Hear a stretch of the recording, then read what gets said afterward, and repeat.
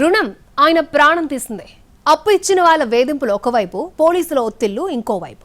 ఈ క్రమంలో ఒత్తిడి తట్టుకోలేక ఉరి తీసుకున్నాడు. తన భర్త ప్రాణానికి ఎవరు బాధ్యత వహిస్తారని భార్య ప్రశ్నించింది. కుటుంబ సభ్యులు ఆందోళనకు దిగారు. ఈ ఘటన కడప జిల్లాలో జరిగింది. చిన్న చిన్న ఆర్థిక సమస్యలు ఎవ్వరికైనా సర్వసాధారణమే. అలాంటి సమయంలో అప్పు తీసుకోవడం, కాస్తంత ఆదాయం చేకూరిన తర్వాత అప్పు తీర్చడం సాధారణంగా జరుగుతుంది. ఒక్కోసారి అనుకున్న సమయానికి డబ్బు చేతికి అందకపోవడం వల్ల అప్పు తీర్చడం కష్టమవుతుంది.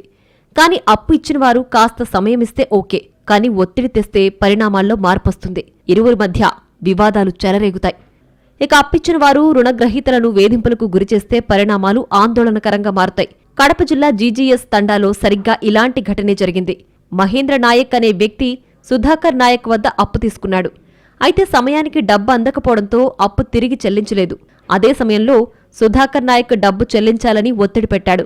ఇద్దరి మధ్య మాటామాట పెరిగింది. దీంతో తన డబ్బు తనకివ్వాలని వేధింపులకు గురిచేశాడు సుధాకర్ నాయక్. పైగా పోలీస్ స్టేషన్లో ఫిర్యాదు చేశాడు. అటు పోలీసులు సైతం రుణగ్రహీతపై ఒత్తిడి పెంచారు. ఈ అన్ని పరిణామాలతో మానసికంగా కుంగిపోయిన మహేంద్ర నాయక్ రైలు కింద పడి ఆత్మహత్య చేసుకున్నాడు. ఈ ఘటన స్థానికంగా తీవ్రంగా కలకలం రేపింది. మృతుడికి భార్య సౌజన్యతో పాటు ఇద్దరు చిన్నపిల్లలున్నారు. మహేంద్ర నాయక్ మృతికి అప్పిచ్చిన సుధాకర్ నాయక్తో పాటు చింతకొమ్మదిన్నె పోలీస్ స్టేషన్కు చెందిన కొందరు సిబ్బందే కారణమని బాధిత కుటుంబం ఆరోపిస్తోంది. అప్పు చెల్లించకపోతే చంపేస్తామని బెదిరించారని, తరచూ ఫోన్ చేసి మానసికంగా వేధించారని కుటుంబ సభ్యులు తెలిపారు. ముఖ్యంగా చింతకొమ్మదిన్నె పోలీస్ స్టేషన్కి చెందిన కానిస్టేబుల్ ఈశ్వర్ నాయక్ బాకీ విషయమై అసభ్యంగా మాట్లాడినట్లు మహేంద్ర నాయక్ భార్య సౌజన్య ఆరోపించారు. ఈ వేధింపుల కారణంగానే తమ భర్త ప్రాణాలు కోల్పోయాడని ఆమె ఆవేదన వ్యక్తం చేశారు. ఈ ఘటనపై న్యాయం చేయాలని కోరుతూ జీజీఎస్ తండా వాసులు కడప డీఎస్పీ కార్యాలయం ఎదుట ఆందోళన చేపట్టారు. బాధిత కుటుంబానికి న్యాయం చేయడంలో పోలీసులు విఫలమవుతున్నారని వారు ఆగ్రహం వ్యక్తం చేశారు. ఆయన ఇక్కడెక్కడో చనిపోయింటే ఆయన ఫోన్ నంద్యాలలో ఎత్తుతున్నాడు సార్. ఎట్టుపోయింది సార్ నంద్యాలలో ఫోను? ఎవరో ఒకటి ఏదో చేసింటేనే కదా ఫోన్ అంత దూరం పోయింది. ఊరికనే వెళ్తుందా? డెడ్ బాడీ ఇక్కడెక్కడో చనిపోయి పడి ఉంటే ఫోన్లు ఎట్లా పోతాయి?